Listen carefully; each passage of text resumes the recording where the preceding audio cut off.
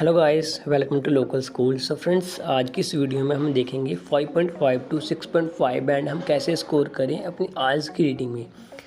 देखिए गाइस, आप सभी को पता है कि राइटिंग में 4 मॉड्यूल्स होते हैं: लिसनिंग, रीडिंग, राइटिंग और स्पीकिंग। देखिए गाइस, बहुत से स्टूडेंट ऐसे हैं जिनको सिर्फ रीडिंग में प्रॉब्लम है, उनके बाकी तीनों मॉड्यूल अच्छे हैं, वो इजीली 6.5 6 स्कोर कर लेते हैं।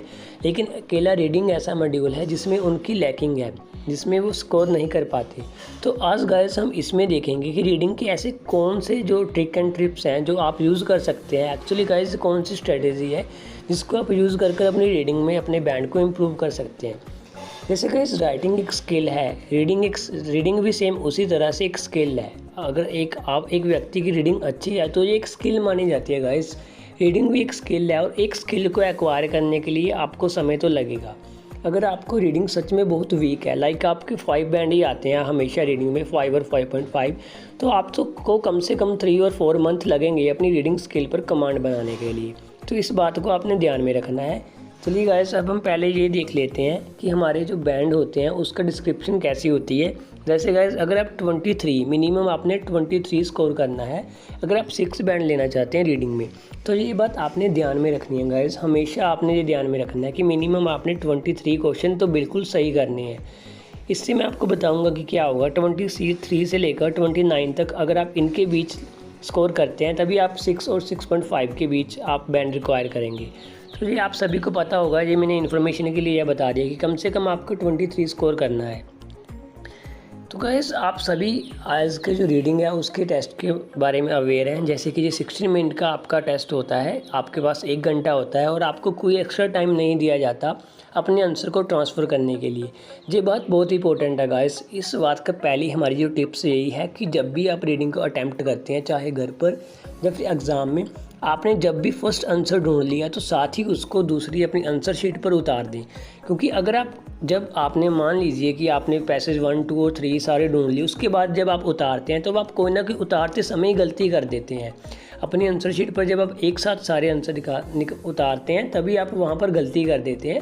तो इस बात का पहले ही आपको अपने मन में बिठा लें कि जब भी आपको आंसर मिले, ठीक उसी समय आप अपनी आंसर शीट पर ट्रांसफ़र कर दें उस आंसर को, ताकि जो आपका बाद में आपको ऐसे लगे कि हमारा टाइम भी नहीं वेस्ट हुआ। क्योंकि जब आप सारे आंसर ढूंढते हैं और उसके बाद ट्रांसफ़र करते हैं तो आपको लगता है आपके 1-2 मिनट लग जाएंगे, लेकिन जब आप साथ साथ करते हैं तो हमें ऐसा लगता है कि हमारा समय भी बच रहा है।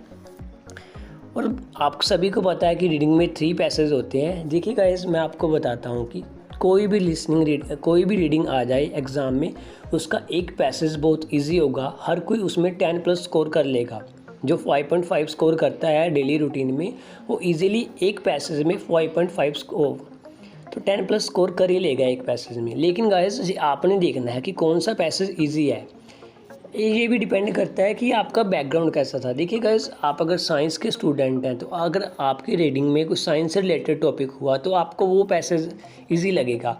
अगर आप कॉमर्स के स्टूडेंट हैं तो अगर कॉमर्स और फाइनेंस के रिलेटेड कोई टॉपिक हुआ तो आपको वो इजी लगेगा। अगर आप आर्ट के स्टूडेंट हैं तो आर्ट के रिगार्डिंग अगर कोई पैसेज हुआ तो आपको वो इजी लगेगा। हर पर डिपेंड नहीं करता, हर एक के लिए हर एक पैसेज इजी और डिफ़िकल्ट हो सकता है, लेकिन ये बात श्योर है कि एक पैसेज सबके लिए इजी होगा।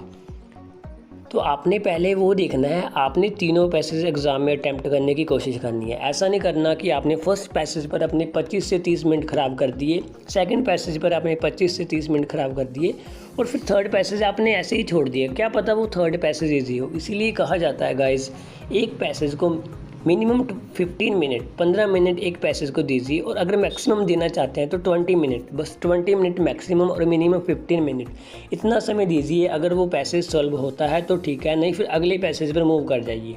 क्योंकि ज़्यादातर स्टूडेंट यही गलती करते हैं, अगर फर्स्ट पैसेज उनको थोड़ा मॉडरेट लगता है तो वो अपनी सारी जान फर्स्ट पैसेज पर ही लगा देते हैं कि इसको तो मैं ढूंढ कर रहूँगा, और अपने 30 से 35 मिनट वो फर्स्ट पैसेज पर ही ख़राब कर देते हैं। आगे अगर सेकंड और थर्ड पैसेज इजी भी हो तब भी और 25 मिनट में वो पैसेज नहीं कर पाएंगे।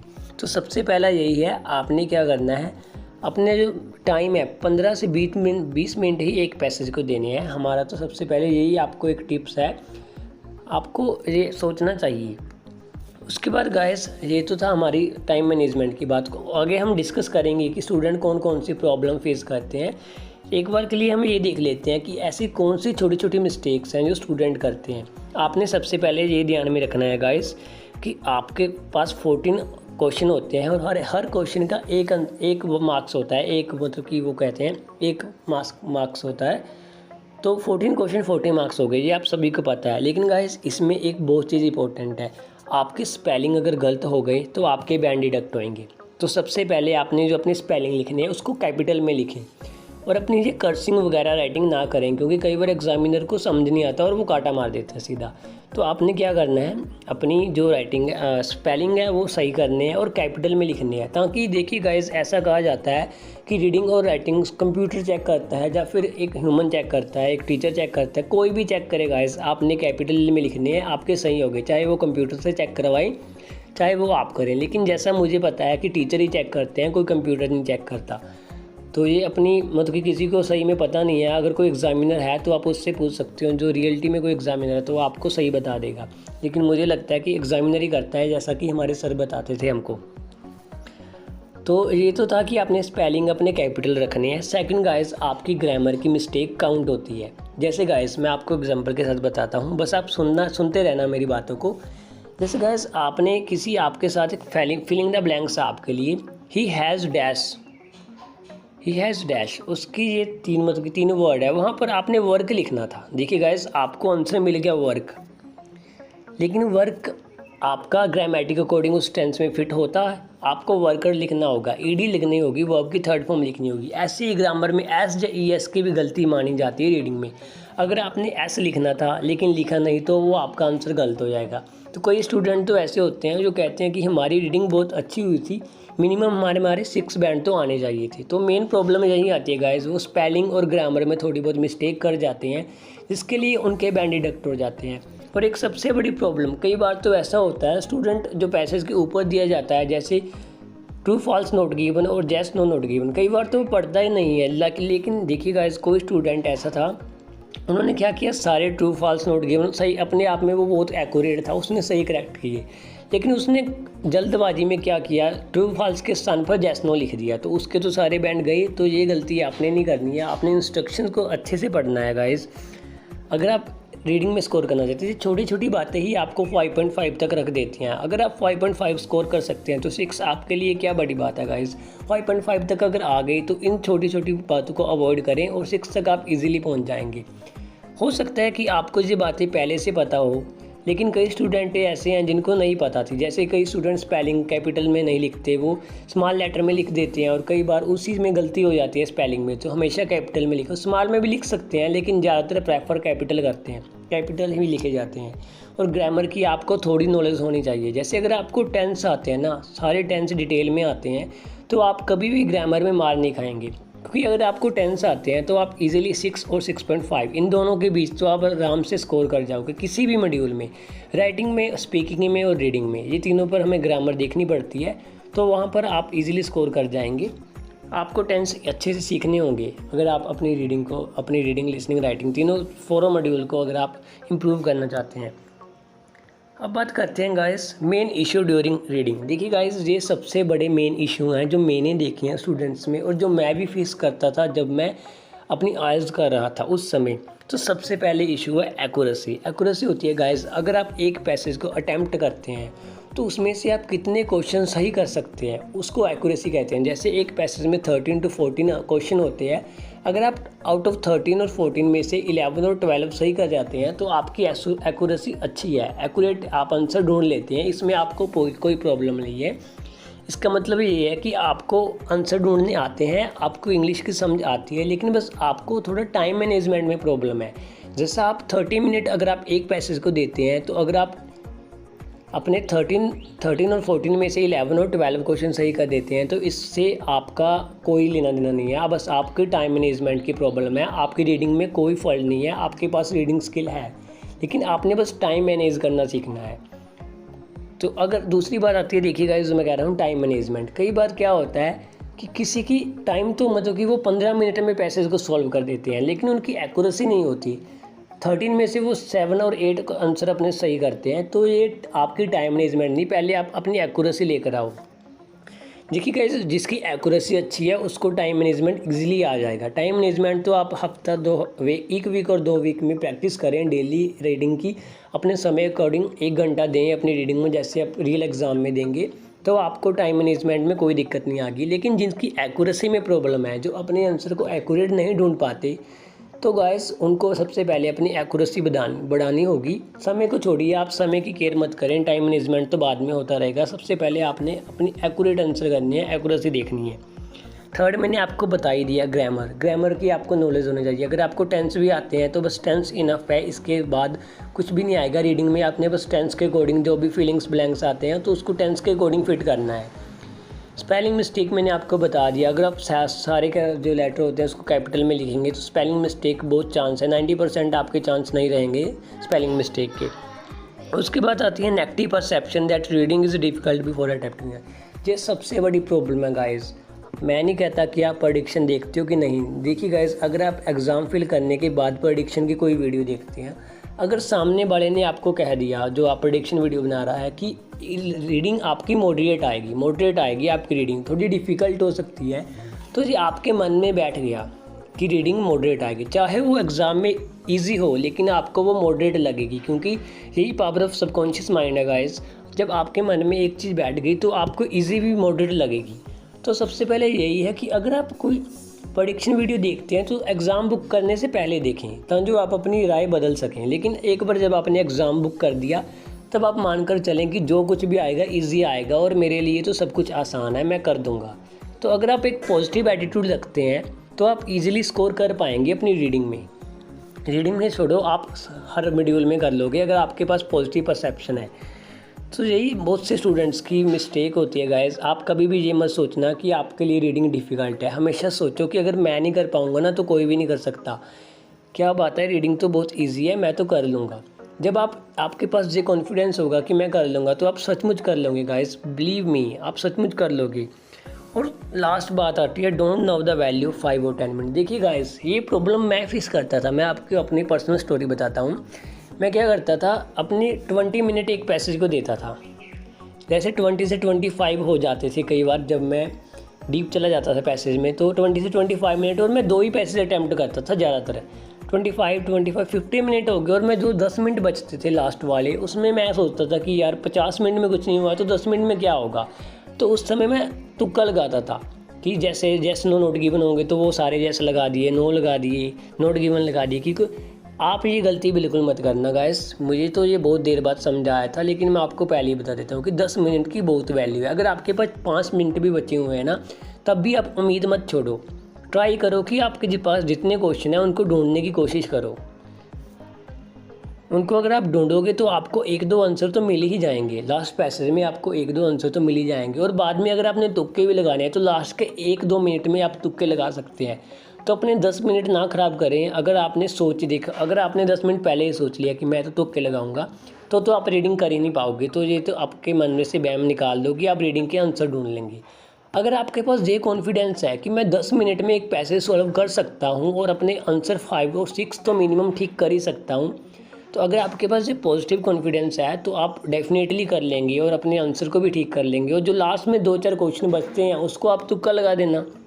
अगर आप टाइम मैनेजमेंट में थोड़ी प्रॉब्लम आती है तो आप पहले सारे पैसेज को अटैम्प्ट करें। अगर आपने 2 पैसेज सही से अटैम्प्ट किए, अगर आप दोनों में से 10-10 ले आए और जो लास्ट वाला था अगर आपने उसमें 4 और 5 भी स्कोर कर लिए तो भी आपके 25 हो गए गाइस।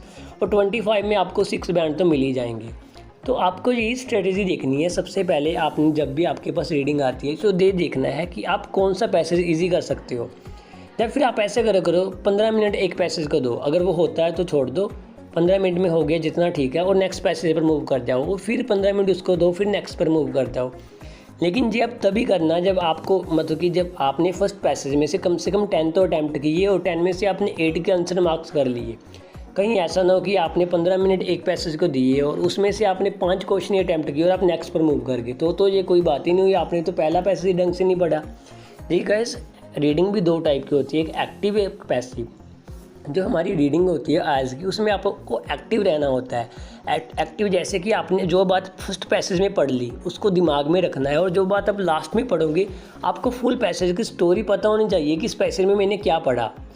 जिसको एक्टिव रीडिंग कहते हैं गाइस। इन बातों का आपने ध्यान रखना है कि आपको एक्टिवली रीडिंग करनी है अपनी आंखें। अब बस जब भी आप एग्ज़ाम में बैठे होंगे तो आपने ये सोचना है कि इतना समय मेहनत की और 1 घंटा, सिर्फ 1 घंटा मैंने कंसंट्रेशन से अपनी रीडिंग करनी है। जितनी मेरे में कैपेसिटी है वो सारी मैंने उस 1 घंटे में लगा देनी है। उसके बाद तो जीवन में फिर अच्छा ही है, जब आपकी आयज़ हो जाएगी तो सब कुछ अच्छा ही होगा।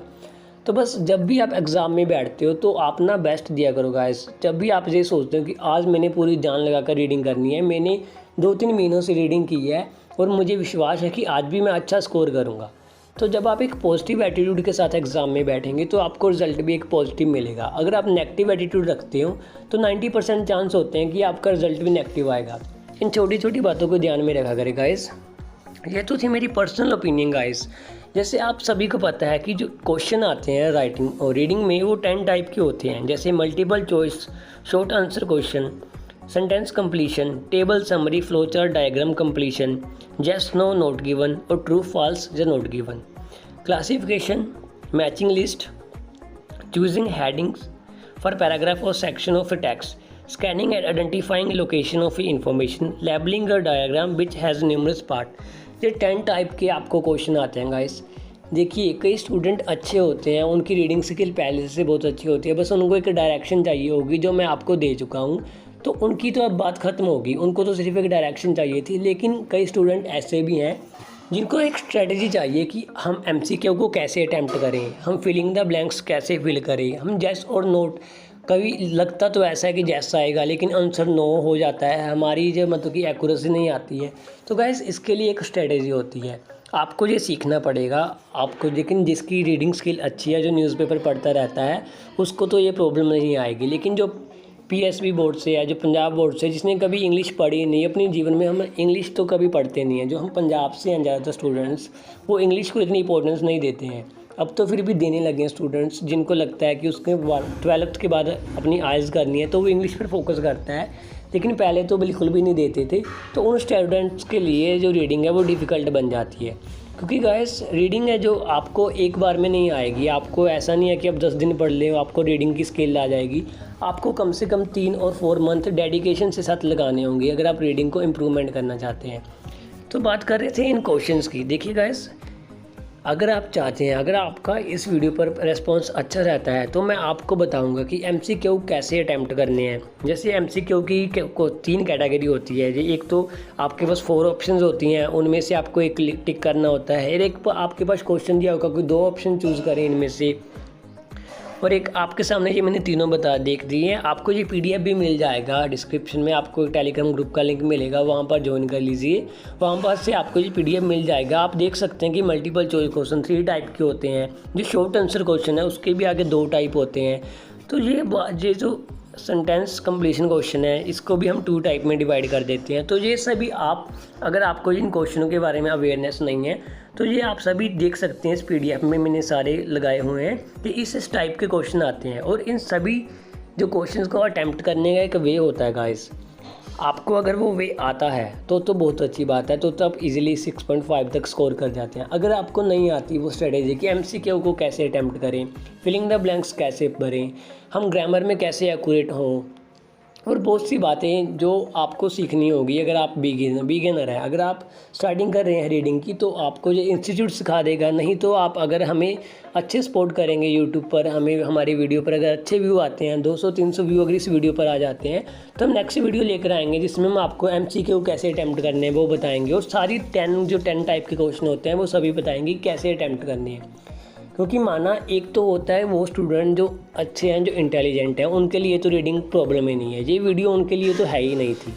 दूसरे होते हैं मॉडरेट, जो ठीक ठाक होते हैं, उनके लिए रीडिंग थोड़ी डिफ़िकल्ट लगती है, तो उनको स्ट्रेटेजी सीखनी होगी, उनको अपनी एक्यूरेसी बढ़ानी होगी। एक्यूरेसी ही मेन चीज़ है। अगर आप एक्यूरेट आंसर ढूंढ सकते हैं तो आप सब कुछ कर सकते हैं। और दूसरी बात, आपको एक्टिवली रहना है।